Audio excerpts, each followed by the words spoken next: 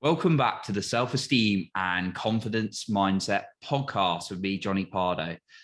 Today, we're going to be talking about owning your confidence, brain health, beating burnout, and much, much more. Today's guest I have is Barbara Gustavson, who is a brain health coach, owner and founder of Discover Next Step, an author, a podcaster. She works with Amen University and much, much more. So welcome to the show, Barbara. And as we kind of open the podcast up today, just so we can get to know you a little bit more, could you tell us a little bit about what Discover Next Step is and what got you into this whole area of brain health? Yes. And first of all, thank you, Johnny. And I have to say, congratulations on pronouncing my last name. Not many people get it on the first go. So, yay. So what got me to starting this journey? That's a long story, probably much more than we have time for. But I'm in my 10th year of business with Discover Next Step, and as a consulting, coaching business, specializing in leadership, executive coaching, and brain health and mental health. That's something that is near and dear to my heart. And honestly, a path I never thought I would go down. For many years, I was a government contractor. I lived near DC, and I did the crazy commute that thousands do every day. And I did that for about 11 years. And honestly, I had no life at home. It was work, work, work. I loved my job, yet the core values just weren't matching, what was really in my heart. And that's a longer story for another day.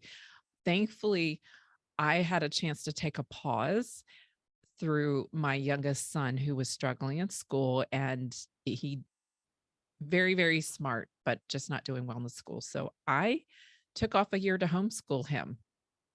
And this was a long time ago, and I didn't want to do it, honestly, but I realized it was the best choice, and it ended up being the best decision we ever made, just the connection that we made. But it was also the first time I had a chance to really look around and internally and think about, is this really what I want when it comes to, my work? Because I was planning on going back into the same job a year later. But is this what I really want? What I really, really want? And the answer was no. And it frustrated me just because I love my work, but it was the environment, the stress. And lots of people are burnt out doing that commute every day. So thankfully, I had that opportunity. And unfortunately, through the passing of my mother that same year, I really saw it as a wake up call. And from that point on, I just decided I really want to make my life count. It was good. I was a good wife, mother, did great in my job, but I just didn't feel like I had the meaning and purpose in my life at the depths that my heart was longing for at the time. So I decided to just grow, and I joined a personal development group, and it was all about leadership. There was a coaching certification. I fell in love with learning. And I also learned I had some untapped strengths like listening, and I ended up loving coaching. And that's when my business was born. And I had never intended on doing it full time. I was at the place in my life I wanted to always put family first, design my life how I wanted, and then work because I love working. So I stayed part time for years and loved it. And about 5 years in, two of my mentors who happened to be faculty at an organization I was involved in came down with life-threatening brain disorders. One had a massive tumor in his prefrontal cortex, right here where your executive functioning exists, and the other life-threatening brain infection. Thankfully, both are doing very well, but it was probably the moment where um, I was like, wow, our brain is involved in everything, our relationships, our ability to work and lead. And my family has a history of Huntington's disease. I have a parent, and I lost a sibling earlier this year to it. And if you know anything about it, it's like having dementia, ALS, and Parkinson all at the same time. And so it's very hard to watch someone go through that, and with a slow progressor. I realized it impacted their ability to be successful in anything.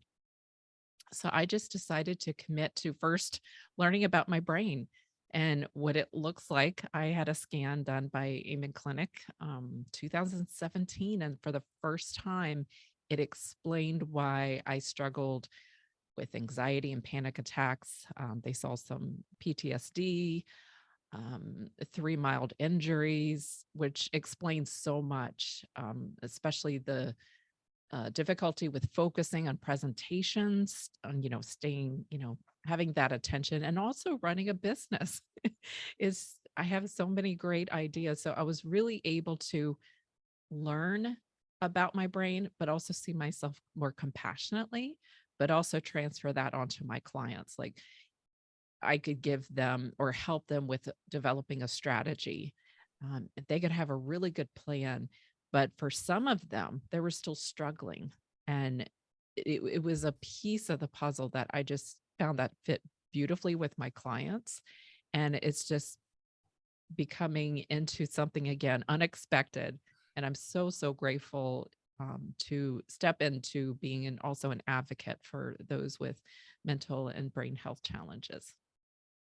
Wow, that's a great introduction to your story, and it sounds like you went on a bit of a journey there to really discover this from something you weren't necessarily expecting, as you were saying, but it's ultimately opened up a kind of life that you're able to feel like you're contributing to more people, and uh, a new path for you. So no, it's Yeah. great to hear.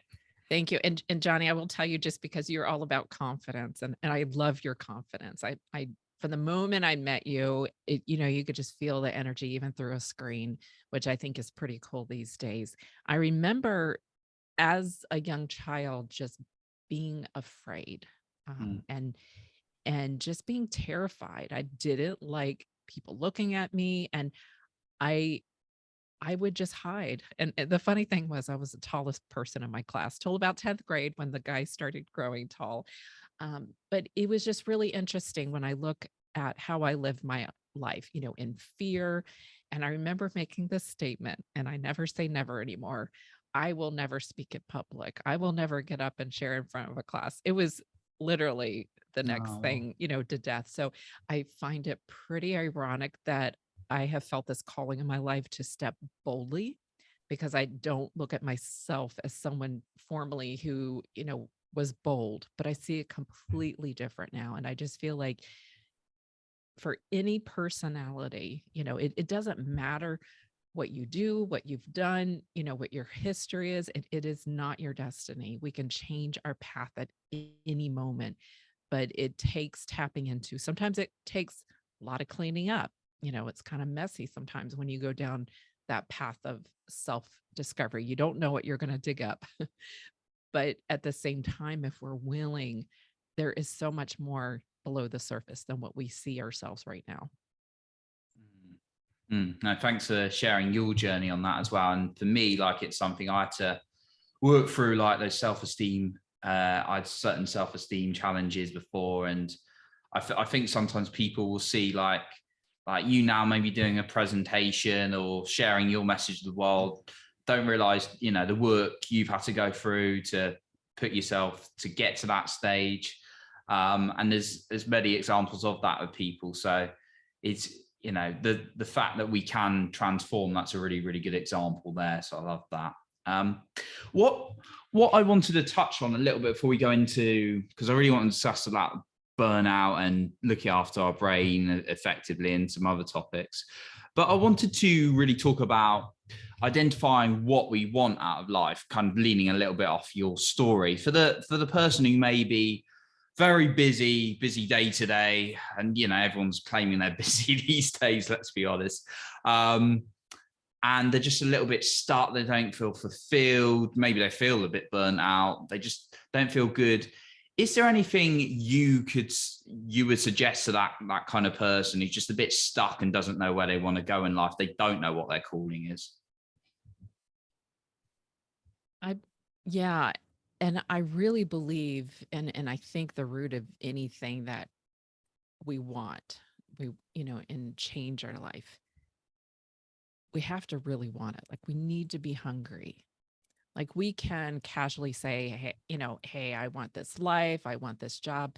Yet are we really willing to do what it takes to change that? And I think that's where a lot of people get discouraged is, yeah, they want it and sound exciting, but once they start the process and Mm, realize that, whoa, there's this huge resistance that's happening. Like I want to move forward, yet something's pulling me backward. It's like this, I call it an inner rebellion that happens between our ears that there's this resistance. And sometimes we don't know where that comes from. And I know when I experienced resistance, it was so frustrating. And I would think, oh, this isn't meant for me, or this is too hard. I'm not smart enough. I looking back, I realized there was a lot of things instilled in me as a child that I believed. And it was a habit of believing those things over and over again. So I had to be willing to get curious and see what's holding me back from making that first step. Like, why might I not be open to this at this moment? I want it, but there's some things I was just really just digging my heels. And so the the bad news is it's not a quick fix or an mm, overnight thing. And if you know anything, Johnny, yeah. about growth, it can get messy. The good news is it's the process. If you hang in there, and I'm hanging in there isn't always going forward. Sometimes it's causing, or letting yourself pause and rest, take a breath, for a season. But if you get back up again, you're going to look back over time and see dramatic results. And that's where I think sometimes we become disillusioned. We want to see this big change. It's not happening. For me, it was slow, incremental, repeated steps, um, which sounds boring, non-sexy, but like anything, it takes time to really build a foundation. It gets easier over time. So if anybody's starting out and they're really wanting to make changes, is looking at the story that you're telling yourself. Are you expecting yourself to get, things going right away, or are you going to give yourself grace in this process? In looking at those obstacles or stuckness as a test. And if you think about anything in plant life, if it's stuck too long, it becomes stagnant and dies. That's just how nature and plant life Mm, is. And I believe the same for us. Like we might be physically alive, but we can also have a slow internal death or a dying off. And we all are meant for growth. We all have this yearning to grow inside. And so I see being stuck as kind of the inertia. Once we get moving, once we create that momentum, things start to pick up and we start to release what we've held on to. yeah.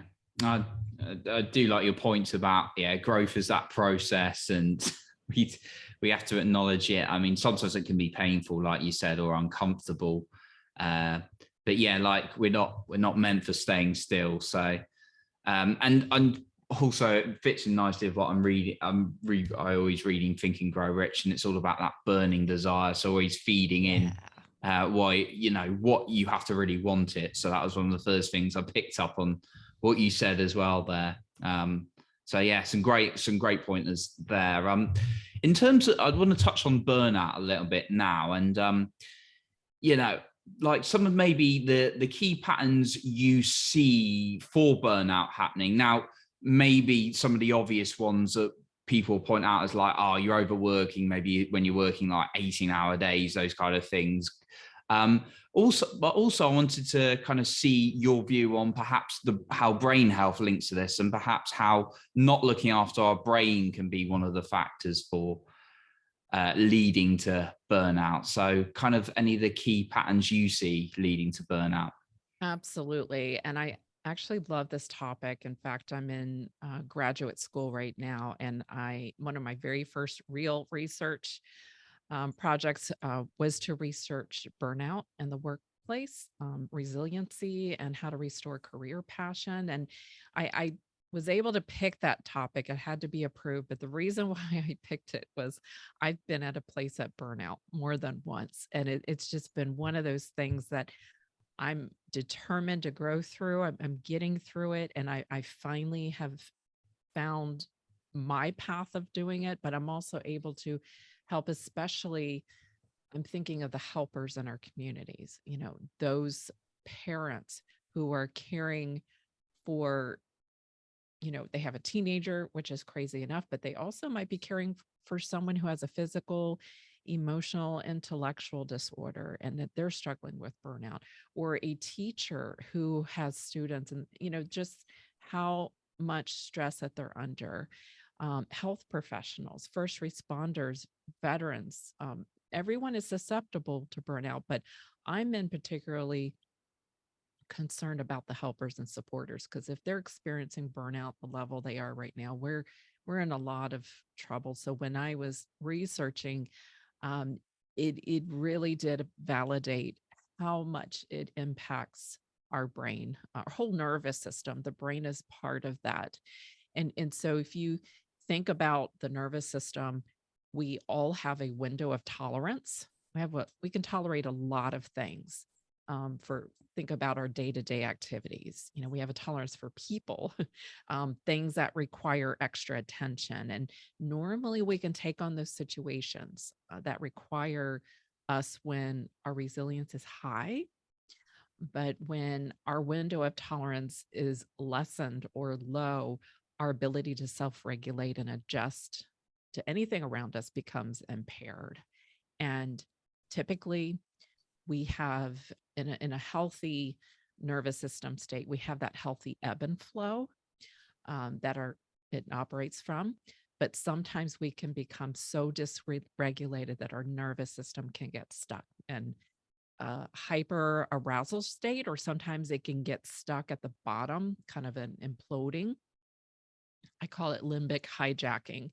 So it can take over our ability to think clearly, stay focused, stay motivated, have flexibility, even going out and, being in places with friends. Things might get to us a little bit more.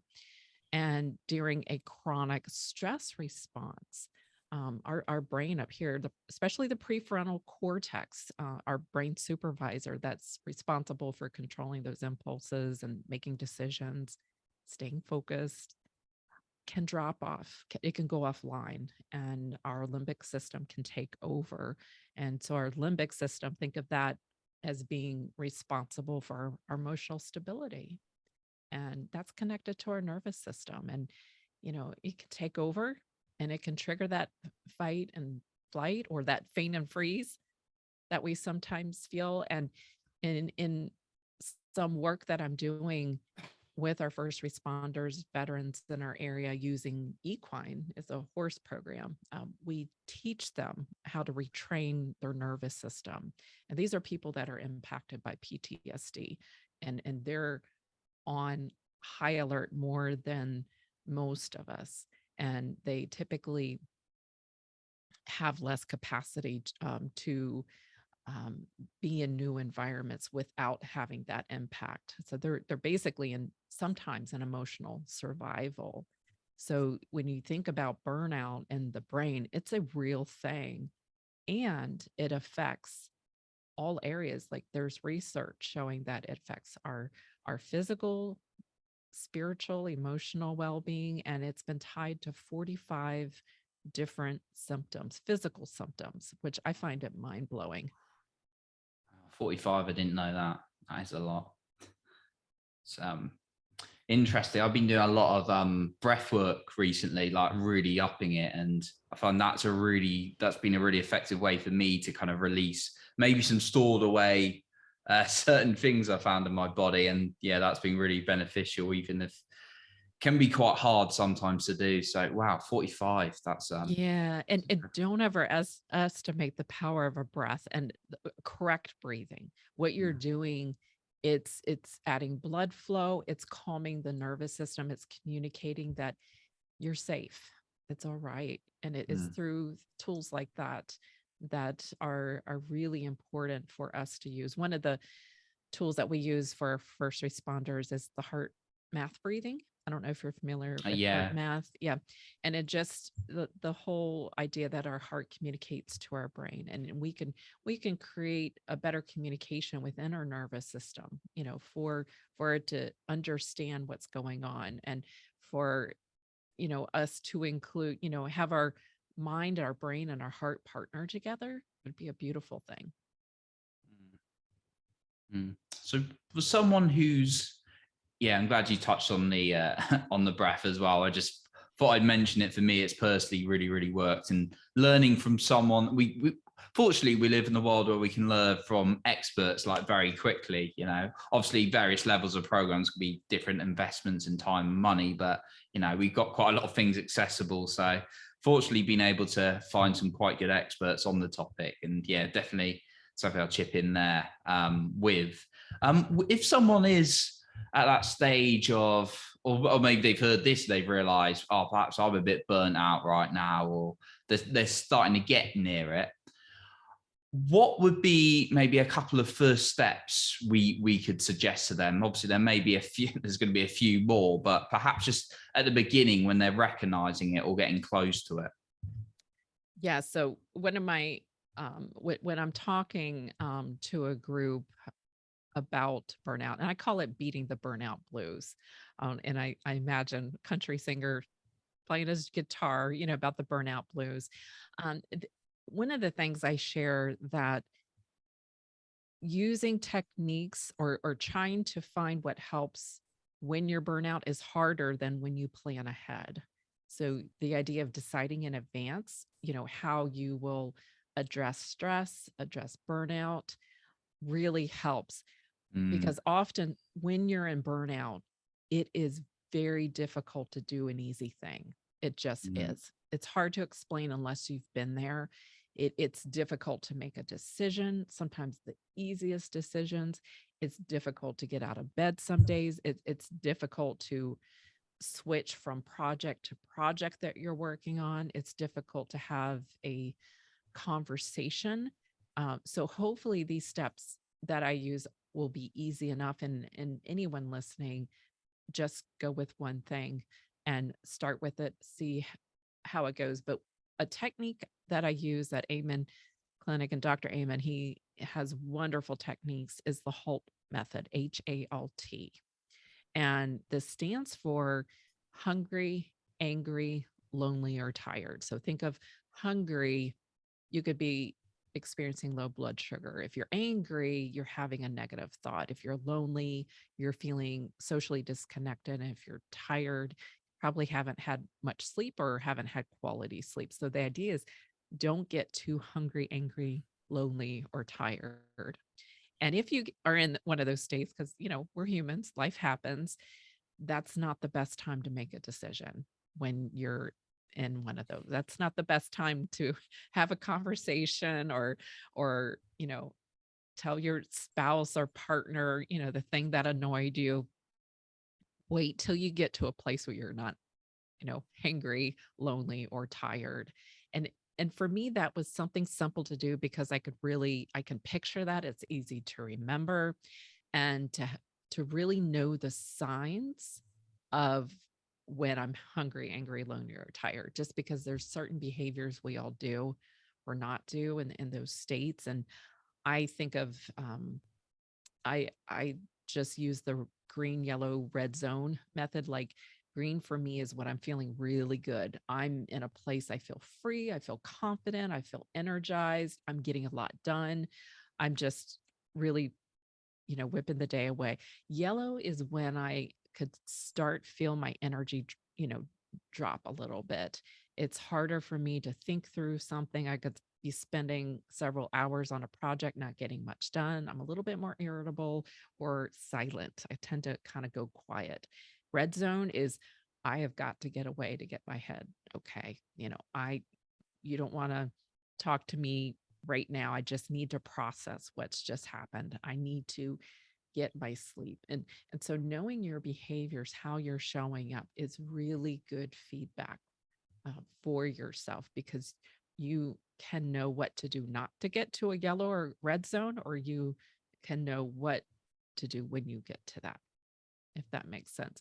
So the HALT method is something that I feel like it's easy, but it's so informative because sometimes we just don't realize how we're operating during the day because we're so up close to our own behaviors.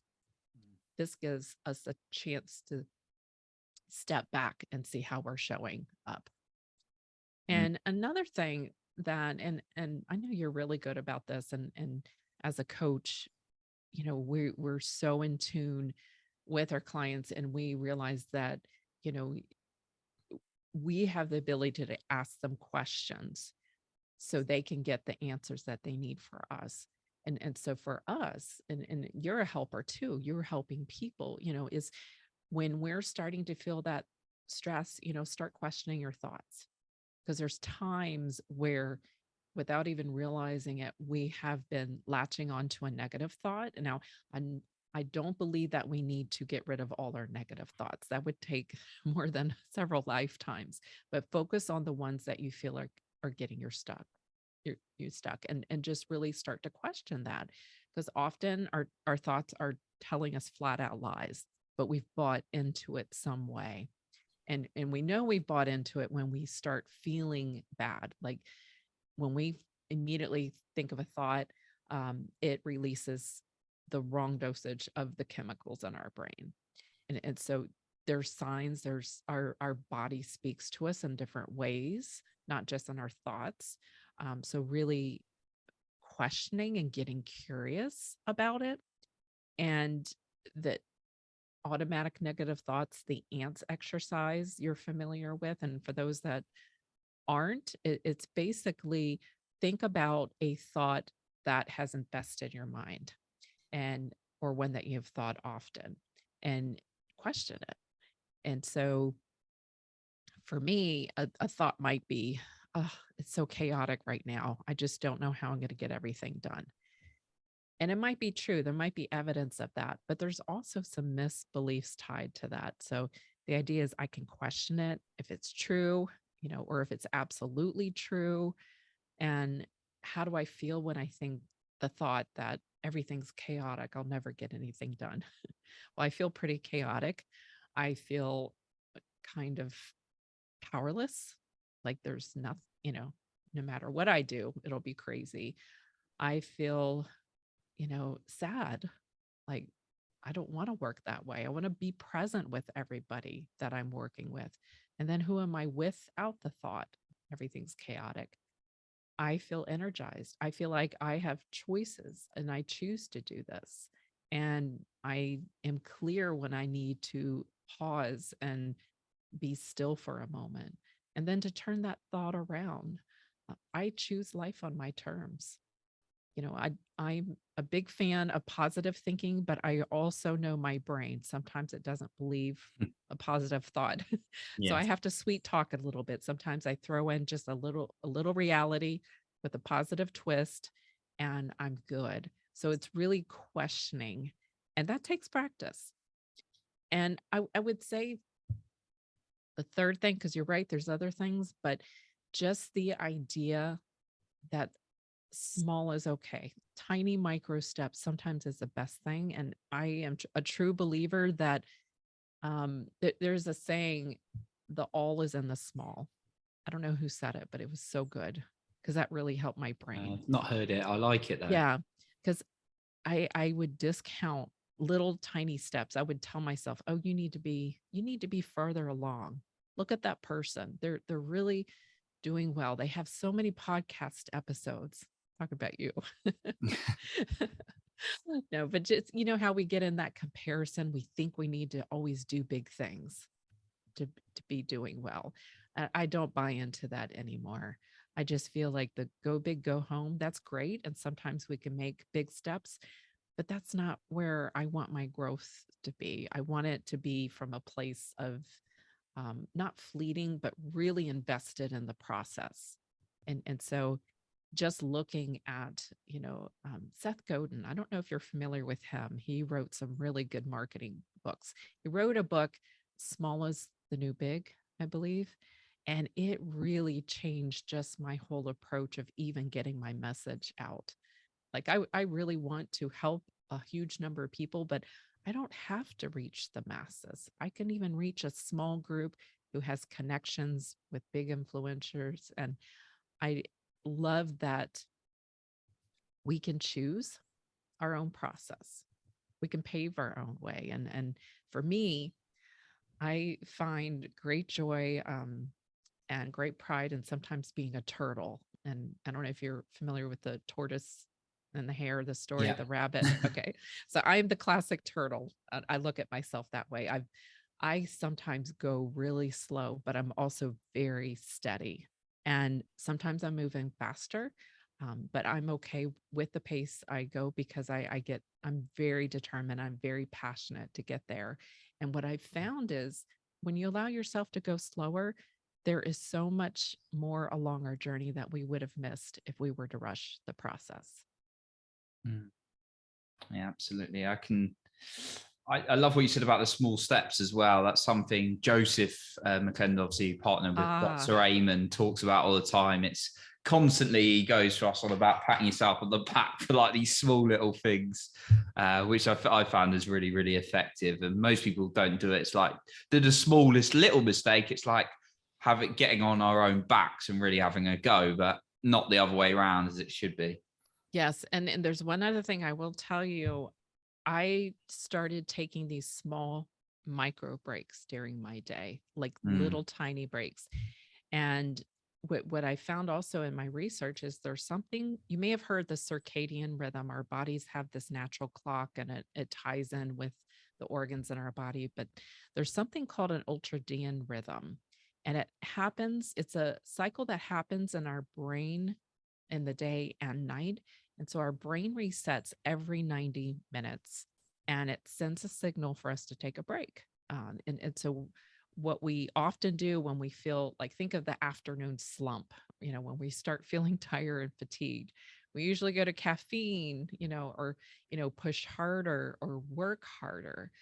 We're actually working against our brain. It's literally signaled to us to take a break and it affects our potassium, calcium levels. So what it does is if we allow ourselves between a 10 to 20-minute break, it resets our brain and we have this beautiful, it goes back up and we can be productive again. So the idea is to honor our body's cycles and our body, and even in the world and we have these seasons and cycles, but we have it throughout our day as well, to even just give ourselves small incremental breaks.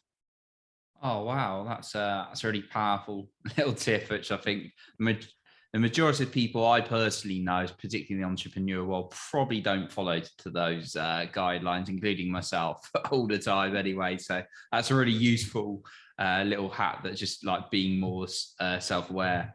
Kind of one of the a couple more questions really for you, and it's been such golden value here today. But I wanted to touch on a little bit around what you've said around the HALT acronym with the hungry part. Little what you've been talking about, the self-awareness, because what I've been hearing from you is a lot about the self-awareness, being able to check in with ourselves, pull back, ask ourselves those questions. I wanted to talk about the impact of deficiencies and sensitivities on the brain and what that can do for us. From kind of your experience, is there a big impact deficiencies of certain foods or sensitivities can play on actually burnout as well? Wow, that's a fantastic question. And when I think about that, like I have a lot of food sensitivities. And I have something, I don't know if you're familiar with our body's detox system, and there's a gene called the MTHFR. If you look at the acronyms, it looks like something else. I won't say it. But I have one of the mutations. And so my body has a hard time breaking down oxalates in vegetables.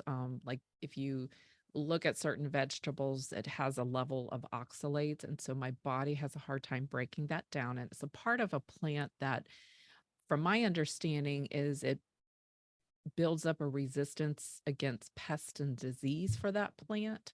And so my body has a hard time breaking that down because of the mutation. And over the years, when I haven't honored my body, like when I've eaten certain foods, even foods that are healthy in of itself, but because my body is sensitive to that, it takes a huge hit on my energy system. And when you think about burnout, think about your resilience, not just emotional resilience, but your brain reserve, which is, the how much your ability, it's like your brain's capacity. Your body has a certain capacity. So I know I wore down my body's capacity by not giving it what it needed. So I had to really dig and learn a lot about what foods I could eat, but also look at the underlying cause. Like for me, I had to really do a lot of repairing of my body. And thankfully, I don't have as many sensitivities, but I have to be really watchful because I really want to protect my mind and my brain, not just for my health, but for those I'm educating. I want to be my best. Not that I make 100% good decisions, but I really want to be living what I'm teaching as much as possible. And that takes a lot of intention. It does take work and effort and a lot of, changing habits, looking at habits that you have in place now, but replacing it with better habits. Yeah. So yeah, I think there are definitely, I would say there definitely is a tie to burnout, especially over time. Yeah, yeah, totally. And kind of from my own perspective, like particularly when you're in your when I was in like my early mid 20s, like when you go weekend out of drinking alcohol, it's a depressant. So that's like a classic example. Your mood goes down, your energy goes down for a few days, they depending on your tolerance to it, that kind of thing. But there's also other foods I detected when I got more aware into the journey of like writing down like, oh, I just had that bit of like dark chocolate, which is known as a healthier chocolate. But I'd be like, my energy's crashed. I'd be like, oh, I've eaten that particular Mm. food. I've had that bread.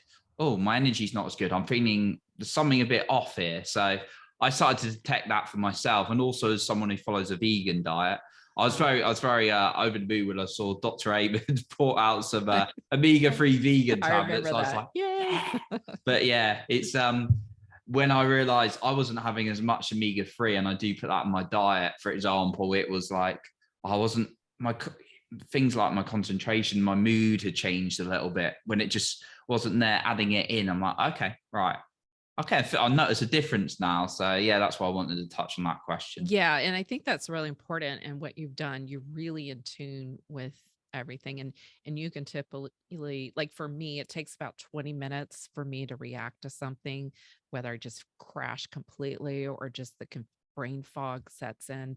And so really understanding and be able to isolate what's causing that is really useful for you. Yeah, yeah, no, totally. Because we can always think of the psychological stuff like not working all the hours, but yeah, the foods and sensitivities as well. But ultimately, what you were saying, talking about the self-awareness piece as well. So yeah, no. So Barbara, we could like we said, we could go on for hours because I'd love to hear more and more. But for now, are there any final points you want to share? And also, where can people find you to find out more about your work? Yes. So final points. Wow. Or point? Okay, point. Okay, I'm looking at my wall and people that I talk to, I say this often. So I have a quote in front of me and it's a daily reminder. Actually, I have two I'll share. And it's one is from a mentor that's near and dear to my heart that has just been there to really speak truth to me. And he knows I'm one of those overly helpful people and can get off track and get in a burnout place easily. So I read a book recently. It was called the Human Giver Syndrome. I definitely have the traits of that. But the quote is listen to the whisper, don't wait for the 2x4. And I can think of times where I didn't listen to that whisper, listen to when I'm overdoing it, overgiving, not living in balance. And I would have a 2x4 moment, typically in my health.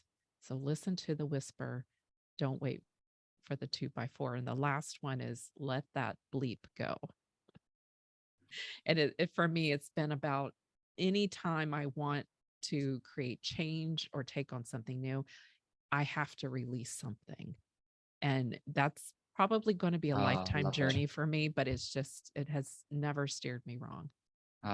Totally resonate. Yeah, it's like trying to bombard all this good stuff in, but then if it's Yes, blocked up, it's only a capacity. It's the definitely. And beauty people of breath work. and people can find me on LinkedIn or on my website, discovernextstep.com.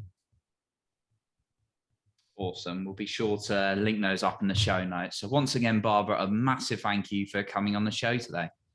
Oh, this was so much fun. Thank you for having me. Appreciate it. So that concludes our episode for today. And remember, you are in control of your own self-esteem and confidence.